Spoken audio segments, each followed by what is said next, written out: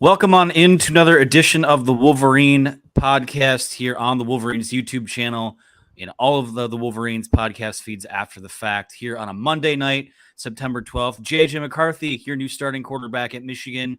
Big news out of week 2 after a 56-10 win over Hawaii. We will talk about that. We will talk about the Big Ten race so far. We will discuss where Michigan fits into the national picture after 2 weeks.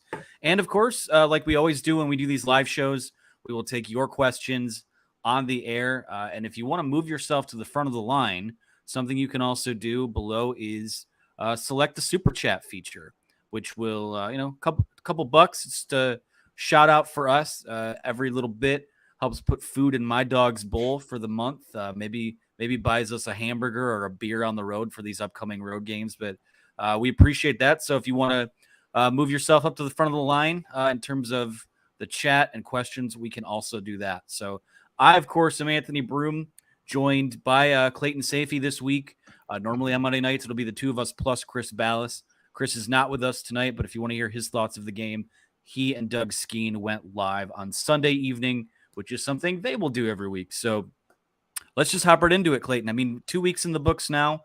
People have heard me speak about this game with Ryan Van Bergen in the wee hours of the morning on, I guess it would be technically Sunday morning since we ended after midnight on Saturday. Again, it was another game that was a thorough and decisive one. There was no doubt left from the opening snap on what was going to happen in that game. But given that this is your first appearance on the air post Hawaii, your quick thoughts about just the game in general before we go into JJ McCarthy. Yeah, well, running on some limited sleep after the delay in the night game, went to bed in the 5 o'clock hour of early Sunday morning, but we're rolling. We're attacking with as much enthusiasm as we can. Yeah, I mean, it was pretty much what we expected, maybe a little more of the bench in the second half than I thought, which is why they didn't get to that 73 mark where I had them at. Probably a little ambitious, but I mean, basically the story was JJ McCarthy and just how fantastic he was. I mean, he looked crisp again. We talked about last week, I'll maybe pump the brakes, because it was 11 snaps that he had against Colorado State. Well, this time he basically had the entire first half to himself, or at least a quarter and a half, and he was stellar. I mean, you look at the stats there, 11 for 12, 229 yards, 3 touchdowns. And then just the way Michigan dominated right from the beginning. I mean, they forced a 3-and-out on the first drive. And then the first play is a long run by Blake Corum. And then the next play is a 42-yard touchdown from J.J. McCarthy to a wide-open Roman Wilson. So it pretty much you could tell from that point where you kind of, I think we looked at each other up in the press box and we were like, okay, this thing is going to be pretty easy. It's pretty much over. And not that we expected anything less, but it was astounding, just the difference between the two teams physically. And Michigan looked obviously really sharp again. Give them credit for doing that, coming off of a lightning delay, with all the distractions that went on. So defense, I wrote after the game, it was a quiet but dominant performance. Once again, it's kind of what we expected, but it was dominant. And through 2 weeks, they haven't even allowed 500 total yards yet. That's really significant. I don't care who you play. So as Anthony, you have said so many times over the last week or so, really since the season started, I mean, they're doing what they're supposed to do against these opponents. And, it's been a lot of positives. Yeah. And last week to open the show, I know before you hopped on, Clayton, I know I was solo for a bit. We did a whole opening segment on the quarterbacks. Not going to do that again on the battle in general. We are moving forward with JJ McCarthy here, but just because I saw a couple comments in the chat, one from M. Goboski, who says, if this turns into a sympathy for Cade session, I'm out. We're not going to do that. There was one other one. What does that even mean, though? I mean, well, listen, this is where it starts and ends for me. And I said this Saturday night. I said it in the column I wrote. The decision has been made. I mean, we're moving forward here. Michigan's moving forward. It's possible that guy, you might need him at some point this season. He's only a hit away from being right back in the game. The booze on Saturday sucked and was unnecessary. Most reasonable fans don't need to hear that, but that deserves to be called out. But other than that, this isn't a postmortem for him because he's still on the team and he will play a role just like everyone else will. He's a captain. I expect him to serve that duty out. So I just quick thoughts on that before we do need to talk about this JJ McCarthy thing, because the decisions made ahead of Big Ten play, which is something I think we kind of were hoping we would see, but it was decided on the field, decisively so. Yeah, so I mean, for Cade McNamara, yeah, I mean, it's not like a funeral for Cade McNamara. He could come back and win the job at some point this season. I'm not predicting that. In fact, I would predict the opposite, but there's a chance, as you said, there's a chance of injury. I mean, Cade got hurt at times last season where he was out for, a drive at Michigan State, things like that. So not hoping for that, not predicting it again, but it's a possibility. And that's why you want to have a good backup. And right now, Michigan may have one of the better backups in the country. So that's a huge thing for this team. As Jim Harbaugh said today, they embrace having two really good quarterbacks. And I think the fan base should too. And I think the fan base does really. I mean, there was probably, I called it a select few or, even 2,000 people. You can make a little bit of noise if you have a few hundred, in a stadium when it gets a little quieter. And I think that's kind of what we saw on Saturday night.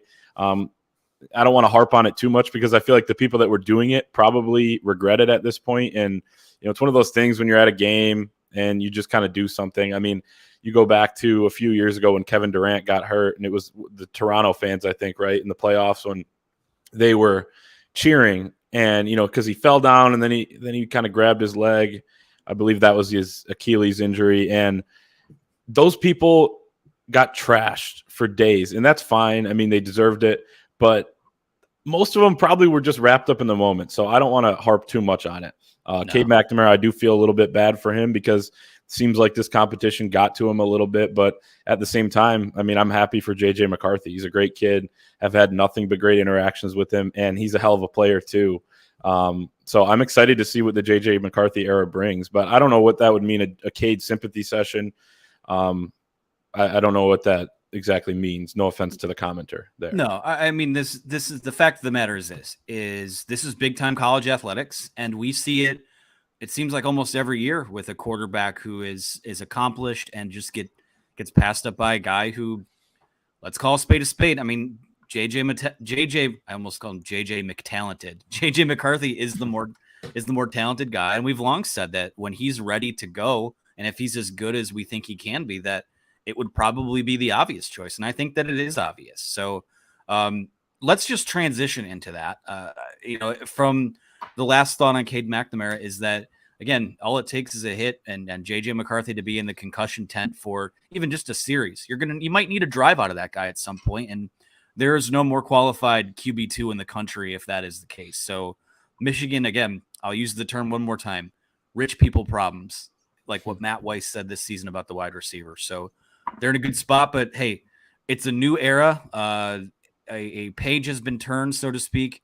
JJ McCarthy is the new starting quarterback. And this performance on Saturday, I went back and really didn't sleep after the game Saturday, more so just kind of fired the game replay back up as we were doing some of the post-game writing. It had to – you were looking for these quarterbacks to leave no doubt.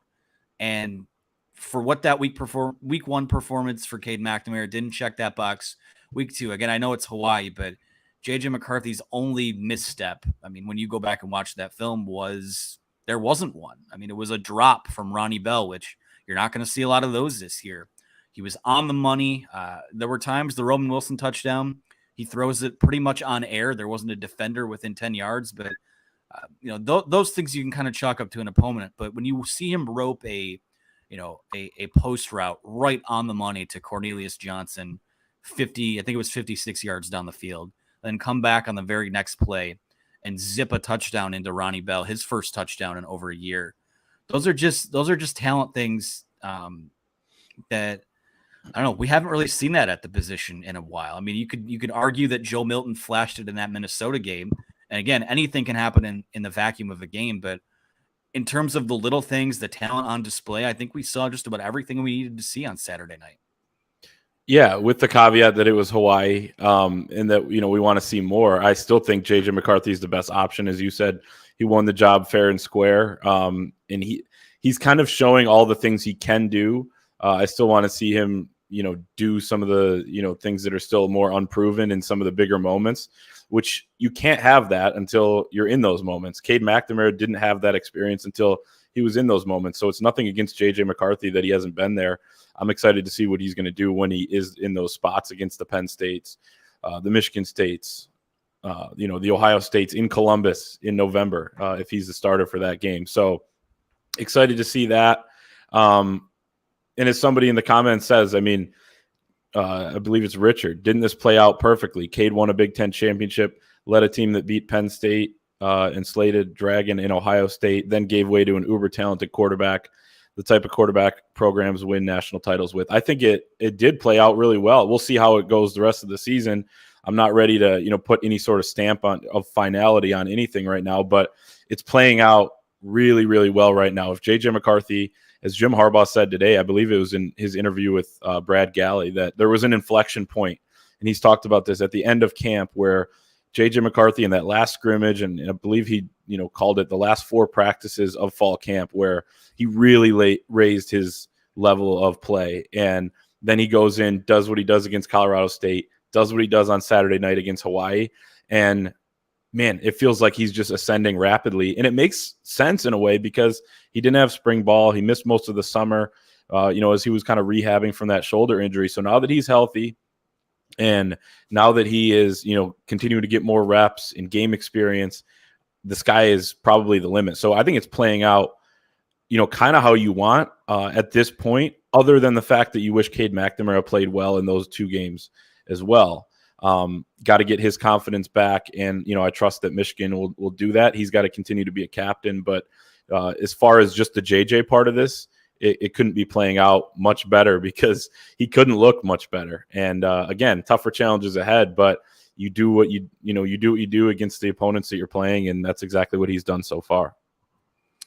I'm totally with you. I mean, this is the type of guy, and I understand the hesitation from, Michigan fans, analysts to kind of crown JJ. I mean, he's going to have to.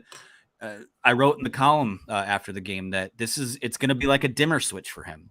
I would think that UConn provides a little more resistance than Hawaii does. Hawaii is, for what my money's worth, the worst FBS team I've ever seen play live in person. So yeah, this next game will be a little bit more difficult, but probably not much. Maryland, it's a lower tier Big Ten team, but you start to see the athletes start to match up a little bit. That is a program that does recruit fairly well, regardless of the fact that, they've just kind of been middling in Big Ten play, and Mike Loxley hasn't really flipped the switch there yet, but that could be a battle of 3-0 teams. And at the very least in that game, he's going to be, I'm guessing they're going to score a touchdown or 2 or maybe 3. And he's going to be answering drives. He's going to have to come out, maybe they get down 7-0, or, maybe they're up 14-7 and they need to extend the lead. At the very least, he's probably going to play the whole game, or at least 3 quarters or 3.5, maybe the last couple drives, depending on how things go. Obviously, so hard to predict a couple weeks out already, but at the very least, it's going to be competitive enough with the other team's offense, where it's more of a legit competition. So I agree with you on that. Yeah. So it gets a little difficult each week, and then we assume he'll be the guy when they go to Iowa. And despite the fact that Iowa offensively is setting the sport back several decades, that's a defense that always plays physical and plays tough. And you don't know, we don't know what time that game is going to be. It still could be a night game, and that's a tough a place to play at night as any place in the Big Ten. So, and Michigan will always have a target on their back, no matter what. I don't care if Iowa comes out of that or comes in that game at 2-2 or doesn't win a game before that. Like, Michigan has a target on their back. Those teams played last year for a Big Ten title. But back to my point about people being hesitant to kind of crown JJ, I get it, because this is a fan base that at one point thought Brandon Peters was the next guy. They thought, it goes further beyond the Jim Harbaugh era, but just the last couple guys that he's brought in, thought that Brandon Peters would be the guy. That didn't work out.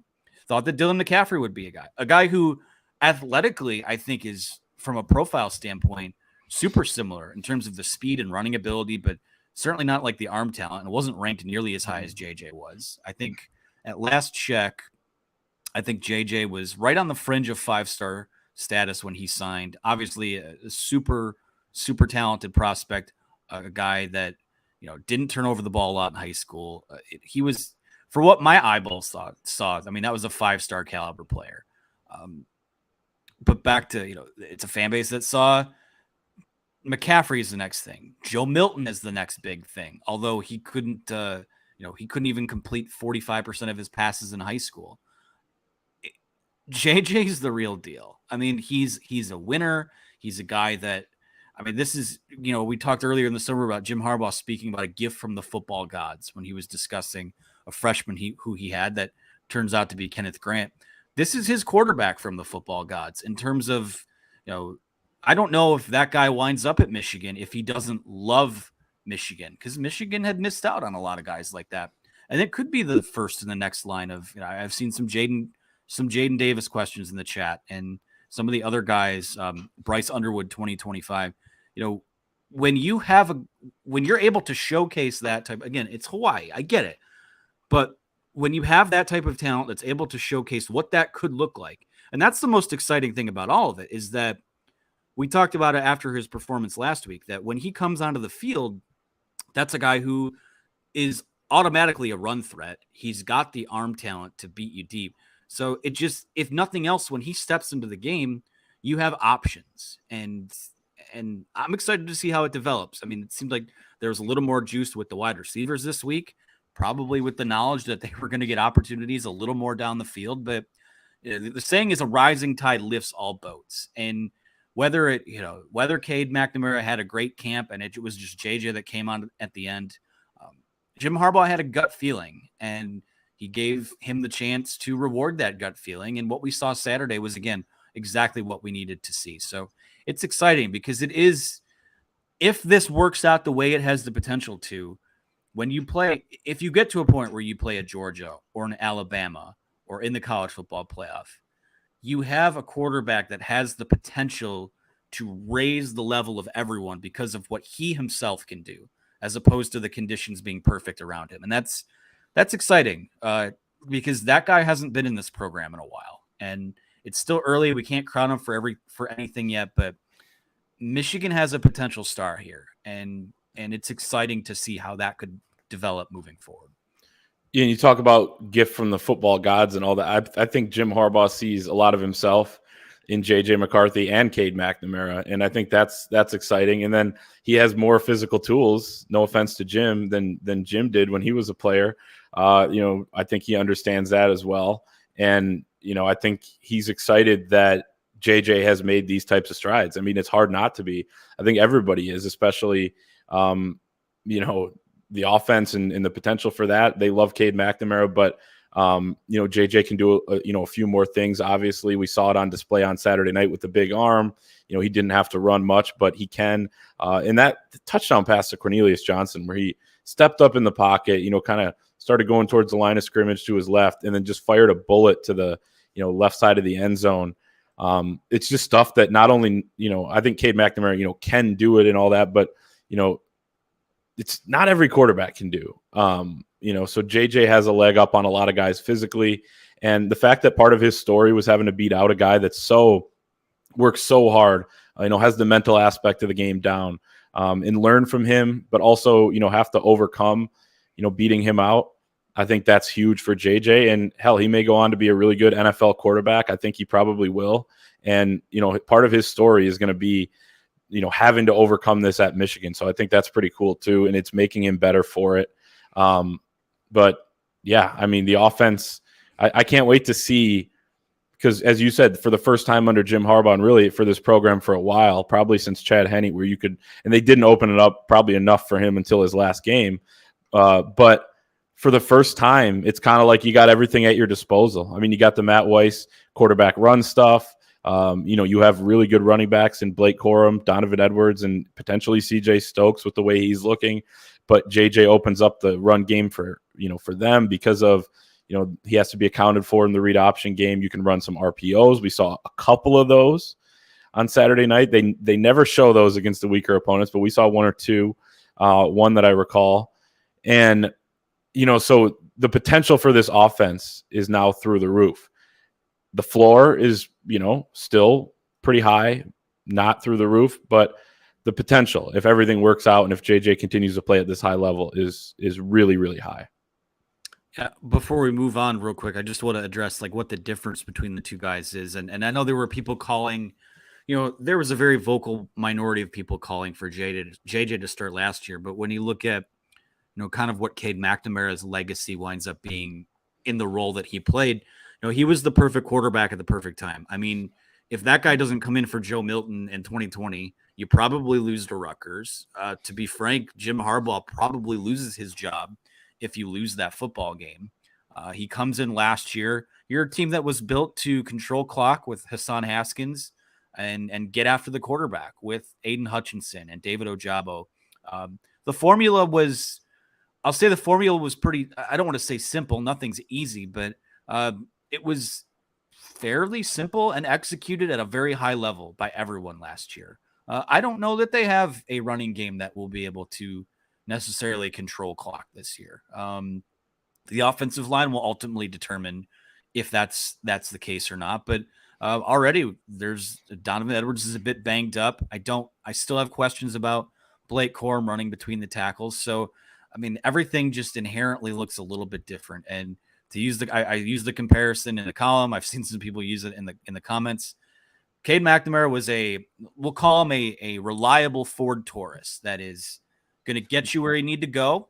It's not sexy. It's practical. The gas mileage is good. JJ McCarthy is a Shelby Mustang that, it looks the part. It has a higher ceiling for performance, speed, all of those things. That's the most exciting thing, I think, is that the offense looked like it moved at a different level. And a lot of that was adjusted for the opponent. But when you go flip on the highlights from the first half of that game, it looks like everyone's playing at 1.5 speed. And that's, I mean, that's exciting for them to have moving forward. Well, they were playing a team that was moving at half speed, but I agree with what you said. No offense to Hawaii, of course. Well, full offense intended. They got paid. So, all right. Well, real quick before we move into some of our other topics, we will get to your questions here soon. Again, if you want to move yourself to the front of the line, feel free to utilize the donate function below. Get a super chat in there. We love our subscribers. So if you decide to do that, we will bump you to the front of the line. But I do want to talk about our friends over at Rogue Shop. I want to take a few moments to shout them out for being great sponsors of our site and of our podcast. It is a husband and wife outlet led by our pals Richard and Charmaine, who are craft cannabis farmers specializing in small batch, sustainable plant medicine. I can't read the reads that I wrote myself. Richard these are terrific people. Richard is a disabled combat veteran, and his wife is a certified CBD consultant and life coach. We had the chance to hop on a video call with them a couple weeks ago when our partnership came about, and just tremendous people. And we're really excited about working with them moving forward. So the Rogue Shop operates out of Eau Claire, Wisconsin, and they work to not only grow and manufacture, but also educate the population about THC-based medicines. If you're looking for products that can help diffuse stress, anxiety, soothe some of your chronic pains, insomnia, Rogue Shop's menus of products are perfect for you guys. And the best part about it is there is such a friendly touch to them as well, in that they are willing to hop on a call, hop on a live chat on the site with you, and give detailed feedback to any prospective customer, even if you're not buying from them, even if you just have questions. They are there to help you at the Rogue Shop. So they are at www.rogueshop.com. Rogue Shop sells Delta 8, Delta 9 CBD, and HHC products that are all lab direct without middlemen. Some of the psychoactive products they carry are gummies, moon rocks, pre-rolls, flour, dab, diamonds, lollipops, hard candies, tinctures, you name it. They have salves, lip balms, bath soaps, CBD flowers, CBD hot cocoa, massage oils, pain creams. There is so much stuff there. It's like, imagine Willy Wonka's chocolate factory, but for CBD and THC products, all of them which are handcrafted for consistently potent and perfect results. Rogue Shop grows their own cannabis, manufactures their own products with their own two hands, unlike their competitors who are replacing humans with machines. So I know, Clayton, you just had your care package sent over from them. I had one sent. I have tried some of the stuff out. I guess just speak to what they sent, and also, the handwritten letter that you got from them. Yeah. So, well, first of all, start with Richard and Shar. Why is it important that they're such good people and obviously so friendly because they're going to write you a handwritten letter. I got mine right here, personalized, which is awesome, a great touch. And then also, as you mentioned on the website, you can live chat with them, ask your questions, figure out, what the right product is for you. They send the CBD gummies, great way to relax, unwind at the end of a long day. Football season, definitely need those right now. So that's huge. And then the pain cream I got as well. It's kind of like a beeswax cream infused with CBD. So any aches and pains, stuff like that, if you're sore, it's perfect. Soothing and all that. So love our partnership there, and the personal touch is just like it's a cherry on top. Yeah, it's great because we love. I mean, the best part about a lot of these partnerships that you have in this industry is the ability to kind of amplify a small business and good people too. I mean, Richard is as I said before, he's a combat veteran, and the work that he's doing now, and just how kind and how responsive they've been to us about questions that we have has been pretty refreshing. So. Like I said before, each care package will come with a personal handwritten letter sent with love from Mr. and Mrs. Rogue to add that extra touch to their care packages. So Rogue Shop is licensed by the USDA for growing, and they are also licensed to manufacture in Wisconsin and Texas.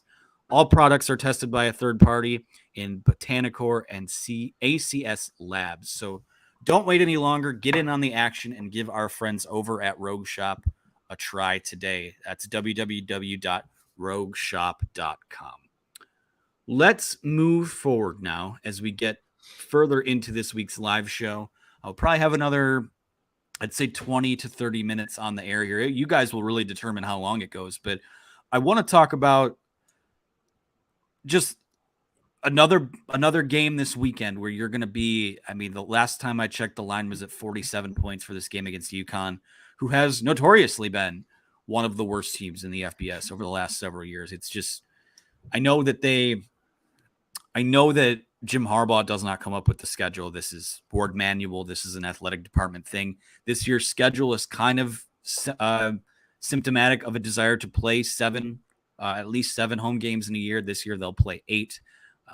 But hefty favorites again. And it begs the question, and this was something that players got asked about during the Monday press conference. I believe someone asked Jim Harbaugh about it. What can you actually take away from a non-conference slate like this, especially when your starters are, these are glorified preseason games right now. For better or worse, the starters have really only played the first half of both of these games. So from your perspective, Clayton, and I'll give mine after the fact. I mean, what can you learn about a team when you play essentially, I'll use the term again, you're essentially playing on air and playing traffic cones. I love that. Well, first of all, I do know who makes the schedule. It's Ward Manual, and it's funny. I'm glad Doug Karsh mentioned this on the broadcast on Saturday night. How does the schedule, how does it come about? Well, Colorado State has a Michigan alum as their athletic director, Joe Parker. Hawaii has a Michigan alum as their athletic director. So those are some easy phone calls. You got the contacts in. And then UConn, what's the connection there? Obviously, Ward Manual worked there and was the athletic director there before coming back to Michigan to his alma mater. So I just thought that was interesting and, probably a bit of a coincidence a little bit, but, that it's 3 straight teams with those types of connections. But I think we can learn a decent amount about this team in terms of, watching guys, individuals out there, watching some of the freshmen that come in late. I like the way the effort and, kind of the way the defense flies to the football. That seems to be something that will translate. They've talked about, a shocking level of effort. It's not super shocking, but I mean, it's high level stuff that you see the defense. Quarterbacks, I mean, it's kind of an extension of practice a little bit, but JJ McCarthy has been fantastic. The offensive line, it's not an Ohio State front or Penn State, that type of thing, level of competition. But you're seeing actually them expose a couple flaws. They've allowed some more pressure than I think they should have. So, it's giving them some things to work on that maybe you wouldn't see in just normal practice. So, you can learn a little bit. There's caveats to everything. Everything's put in this context, in this box of, well, it was just Hawaii. It was just Colorado State, and I think it's fair. But at the same time, it's still game, action. And you look around the country, you look at a Notre Dame, you hate to see what happened to Notre Dame on Saturday afternoon. You hate to see what happened to Texas A&M, who has Do you hate to see it? No, I mean, it's a shame to see, but it's not that easy to go out and beat teams by 40 something. And I think Michigan will probably do that again on Saturday. As you said, the line, 47. So it's still impressive what they're doing. You don't always, you could have a scare, or, it could be a close game, or you could lose, and be upset. And these are a little ridiculous because these teams are so bad, but it's still impressive when you win a game by 40 something and you had your backups in the entire second half. So it's tough to say. You're going to be in, an insane environment in Columbus. So, it's not, preparing you for things like that, but you're able to get better. I think Michigan's going to be fresh, at least going into the Big Ten season. And, that can help. But man, it's tough to say exactly what we're learning, I think. Worth mentioning that this is actually the weekend, Saturday being September 17th. This was originally supposed to be a road game at UCLA that Michigan bought out of in, I believe it was October of 2019. So UCLA stinks too. You probably would have beat them by 40. So I guess what really is the difference there, other than the travel and those type of things? But I used to, in a past life, I covered the NFL. And people used to ask, what can you learn about an NFL preseason game or learn from your starters out of a game like that? The only thing you can really learn is if it doesn't look good. Like if it looks bad against bad teams, and that's the takeaway. The fact that in these first two matchups, it has been dominant. It has been I don't know how else to put it, borderline insulting that these teams are sharing the field with Michigan, I guess. But that's why it's supposed to look dominant. I mean, they were dominant defensively against Colorado State, sort of sleptwalk offensively through it, but still found their stride eventually. Hawaii, again, is just a program in disarray and turmoil and all those types of things. This is actually, UConn will be the third game in 3 weeks where Michigan plays a program with a first-year head coach. I mean, Jim Mora Jr. has been around a long time, actually used to coach at UCLA. So there's an interesting little connection there, but yeah, I mean, this year, it's kind of just a victim of circumstance. You just get through it.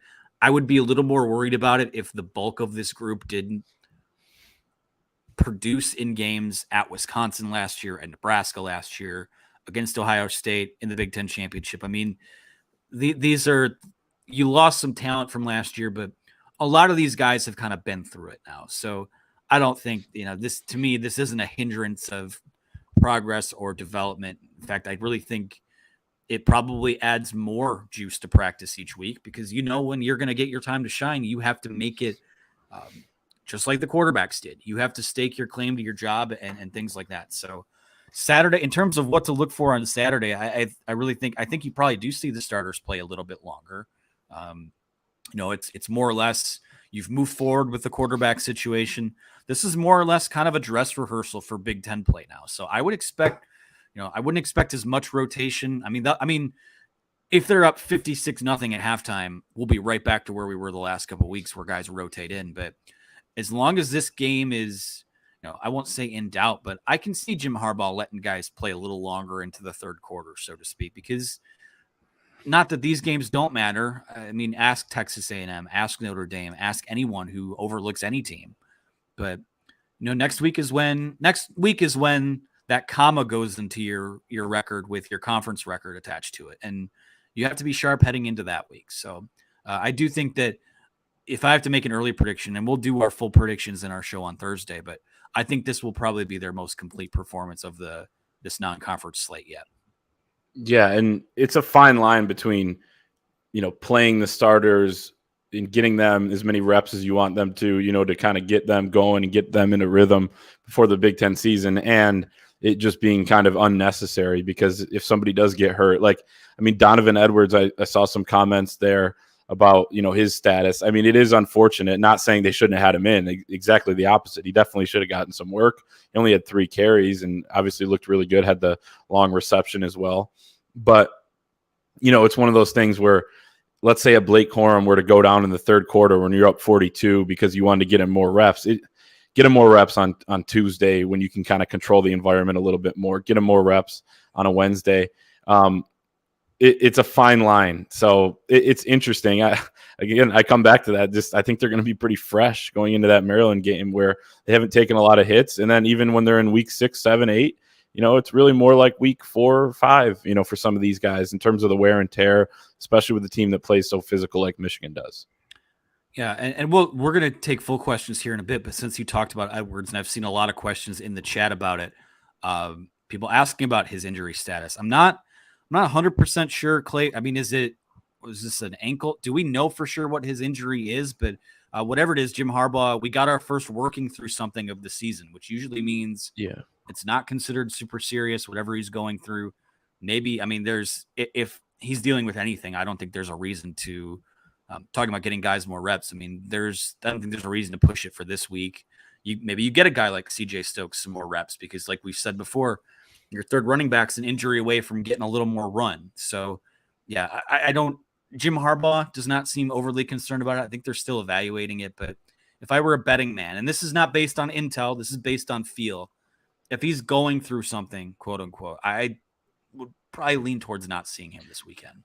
Yeah, and from the buzz from what we've heard is that it is, an ankle and not something, obviously ankle's better than like a knee. The concern is that I didn't see him at all in the second half, even on the sideline. Could have missed him, but I know some other people have reported the same. So that would be the concern. But as you said, Jim Harbaugh, mum's the word, goes against kind of what he's been doing with Carson Barnhart, Ryan Hayes, Nikhai Hill-Green saying, oh yeah, they'll be back, soft tissue. But as you get closer and closer to the Big Ten season, I think he wants to keep them guessing. And as you said, definitely hold him out this weekend. There's no point of playing him if you're not fully 100%. And then you're in the Big Ten season, and you want to keep Maryland guessing, just like they did last year against Maryland when Donovan was just coming off of an ankle and Blake, didn't play but was maybe available in an emergency situation. So you're right back into that kind of gamesmanship a little bit. So that's, you got to read between a few lines there. And even then there's some guesswork, but I don't think it's anything terrible. Yeah. Nothing to, like I said, maybe at worst it's a couple weeks, but usually going through something means we'll see what happens. Nothing is concrete. Usually Jim Harbaugh has been a little more transparent with the injury stuff, like Clayton said, but if it's something serious, he usually says it, or if it's a season ender, he says it because he doesn't want to keep answering questions about it. So we'll see how that progresses throughout the week. But again, gut feeling, probably don't see him this week. Let's move on to, again, it's a bit of a chaotic weekend. There were a couple teams that have either been ranked above or around Michigan, like a Notre Dame, like Texas A&M, that lost this weekend. People have had questions about Michigan they're going to lose the pass rush, and do they have the quarterback? What are they going to do at quarterback? Michigan, to me, I mean, I don't know about you, but I don't know that they're, if the cutoff is 4, where we're still in a 14 playoff, I don't know that there are more than 3 teams better than Michigan right now, at least the way that things look in the first couple weeks of the season. I think Alabama looks a little bit mortal, but again, we don't know how good Texas is yet. I think Alabama might have some concerns, at least in the up front on offense and in a couple areas. But Bryce Young's a baller, and they'll be in the mix throughout the year. Georgia looks every bit the juggernaut they've been.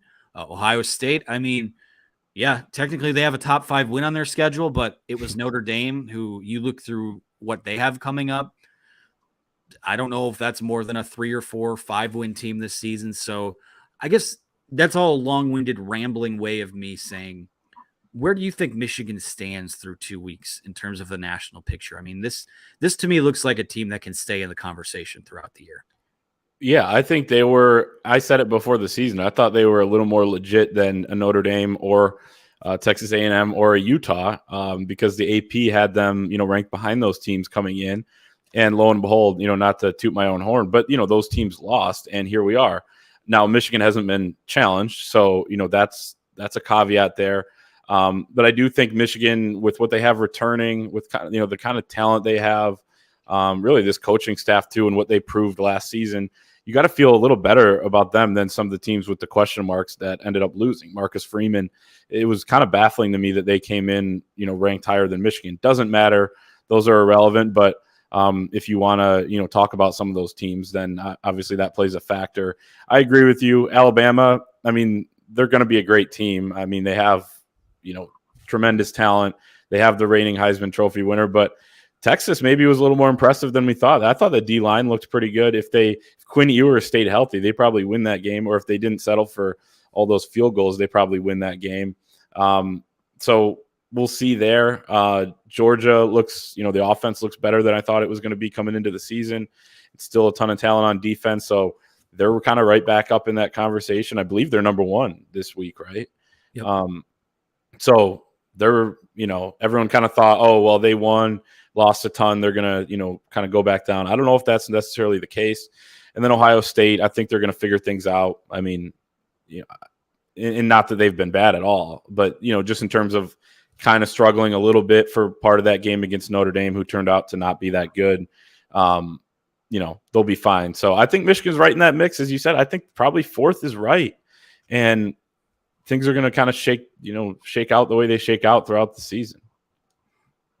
Seems right to me. And like I said, you always caution against getting high on your own product, because the Michigan team that beat Ohio State last year didn't look like a team that would beat Ohio State week 1, week 2, week 3. It's something that built over the season. And people who, I see people in the chat saying Ohio State's overrated. And while technically speaking, I think my eyeballs would agree with that, but we know how talented they are. That is something that will build, and they could hit their stride once they hit Big Ten play. It's going to be a battle, but as long as this Michigan team handles its business, which I feel like they just seem so unfazed they were never fazed by the quarterback stuff. They just seem so focused and so in the moment, which is good for them. I think that they'll continue to take this one week at a time and not look ahead. And, you've got your other rival that is knocking on the door in the top 10 as well. So Michigan State will play a tough game this weekend going out to Washington. So we'll see what happens. I think that Michigan stacks up favorably. And you know what? Despite 2 dominant games, I don't think they've played their best football yet. So a lot to be excited about there. We probably have a little more than 10 minutes left here. So I want to start taking some questions. So Producer Hutch, you can start queuing stuff up whenever you feel like it. We will start with Phil Johnston, though, who asks, Jaydn Davis, visit and reaction. 2024 quarterback Jaydn Davis was in town over the weekend.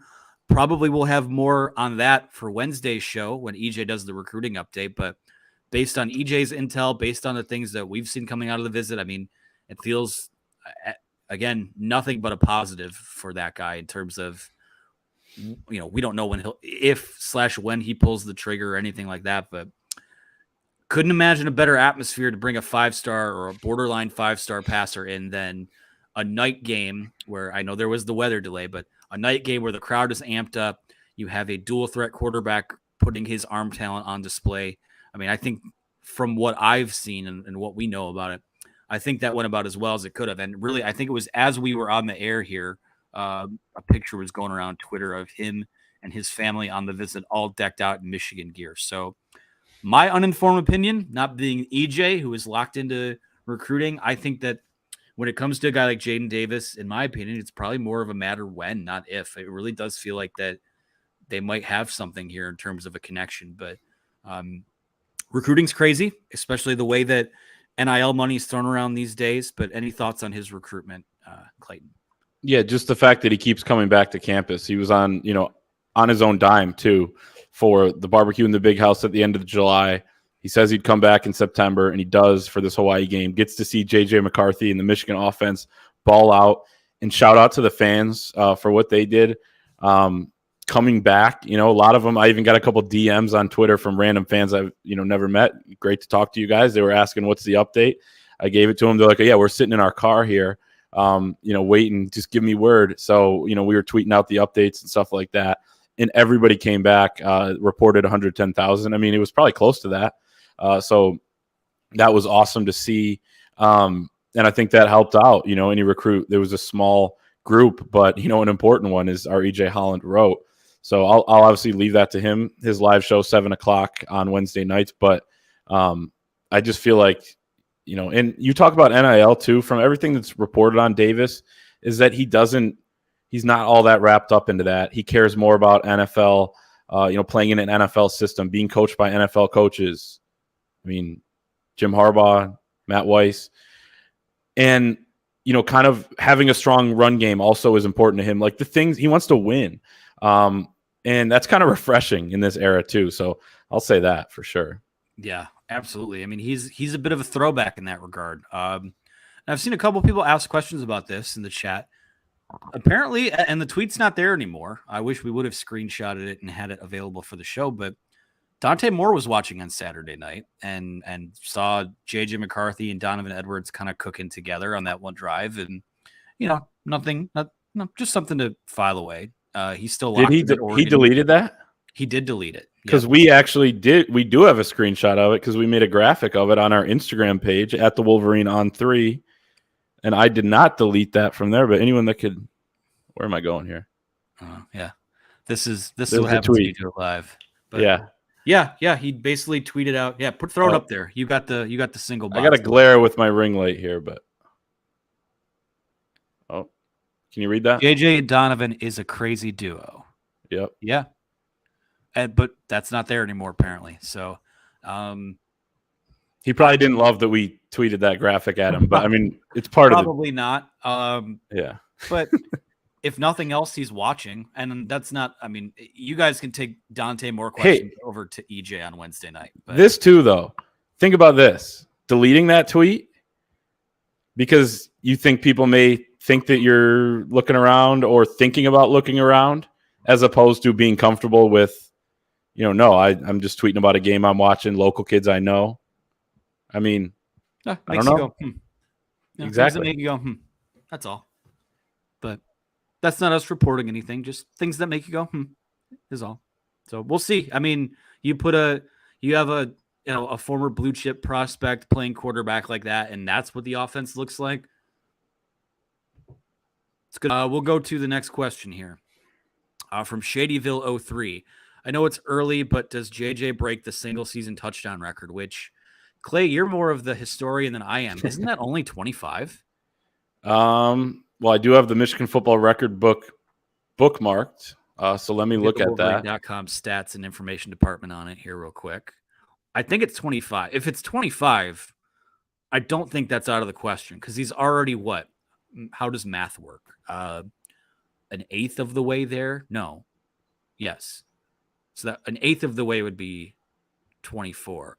I think it's possible. If you're telling that he's going to get, I'm assuming he stays healthy and he gets 10 more starts, and you're asking me, will he throw 22 touchdown passes in 10 starts? Based on what I saw Saturday night, I think so. Yeah. I think it's crazy to say that. I think he will. I mean, the game has obviously changed. It is Elvis Gerback at 25, tied with Chad Henne.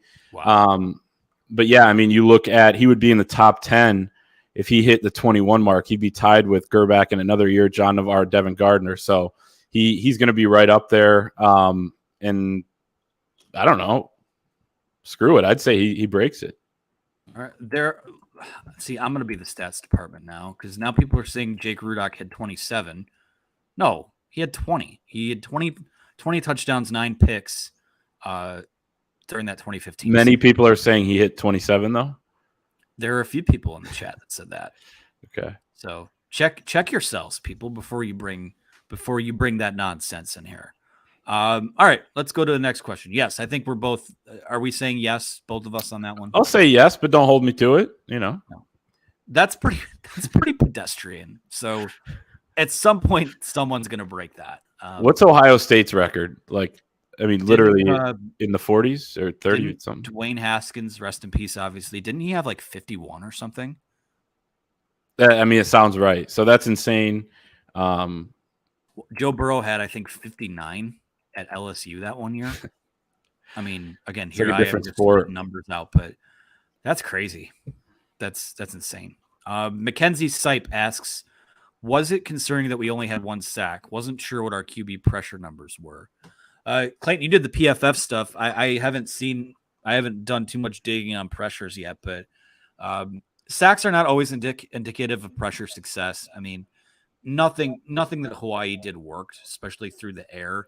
I think they popped a couple late, but it seemed like when the starters were in there, they were getting there. I recall there were a couple tipped passes at the line. I think it just, to me, yeah, it didn't show up as much on the stat sheet, but I'm not concerned with one sack because I think that they have a rash of athletes that are going to continue to come at you in waves. So I'm not concerned about that. I don't know how you feel about it. Yeah, so there was the 2 sacks to Cade and then the one the week before.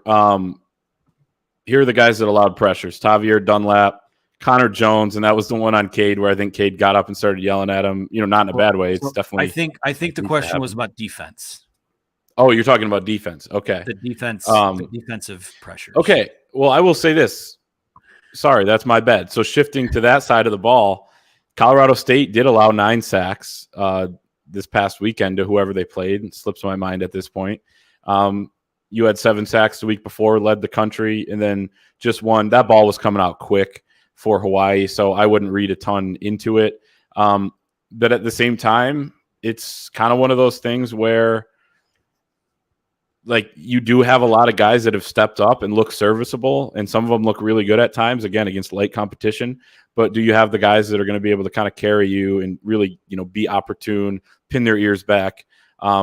We'll see. I think there are a lot of guys that are capable of being those guys, but until we really see it, it's still going to be a question mark for me. I mean, I said that coming into the year, just because guys have emerged, and have become, oh, this guy's now in the 2 deep or a starter, doesn't mean he's, really good or elite when you look at the rest of the Big Ten or the country.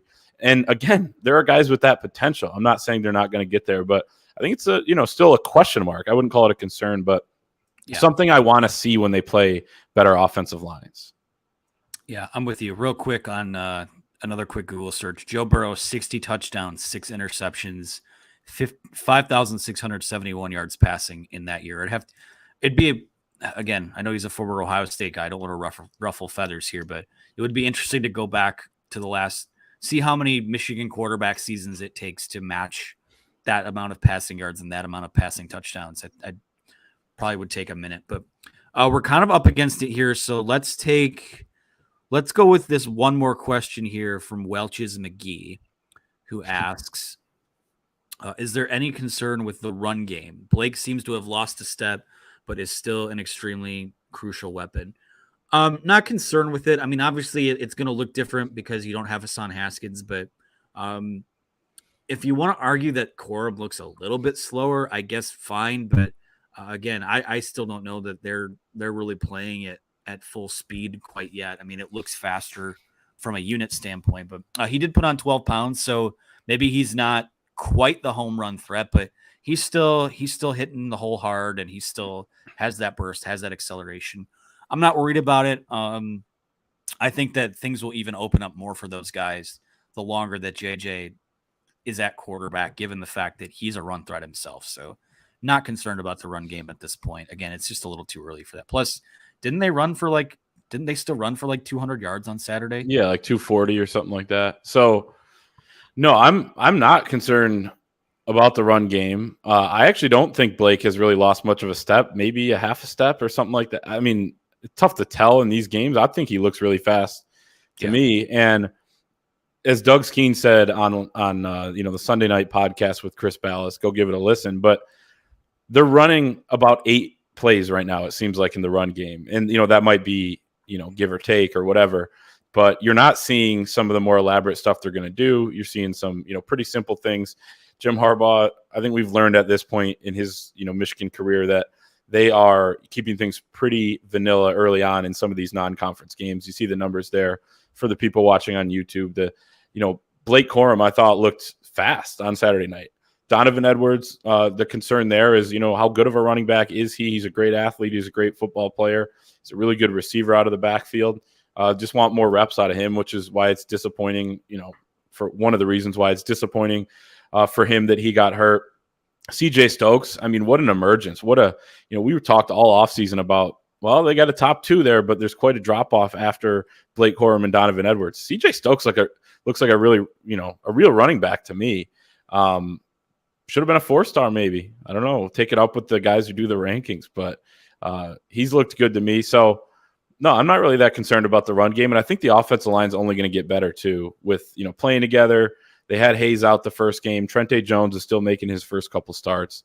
So it's going to come along. And, yeah, I think maybe we had too high of expectations for that group coming in for what they were going to do right away. But by the end of the year, I think they're going to be rolling. Yeah. Oh, no. Blake Corum might only be running in the low 4.4s instead of in the 4.3s now. That's, again, rich people problems. But, all right, I think that's going to do it for us. Jim Harbaugh's radio show coming up next as we transition out of the live show here. Thank you to everyone for the questions, for listening along. The 2 of us plus Chris Ballas will be back Thursday for a pre-recorded UConn preview episode. John Bort will be live tomorrow at 5:30. EJ Wednesday at 7 on the YouTube channel. Of course, all of the shows are available via replay on the Wolverines podcast feed. You get that on Apple, Google, Spotify, wherever you get your shows. So, again, Clayton, thank you so much for your time here on Monday night. Thank you to the listeners, the viewers, to our producer, Hutch. As always, that's going to do it for our Monday night edition. We appreciate you guys for listening, and we will be back next week.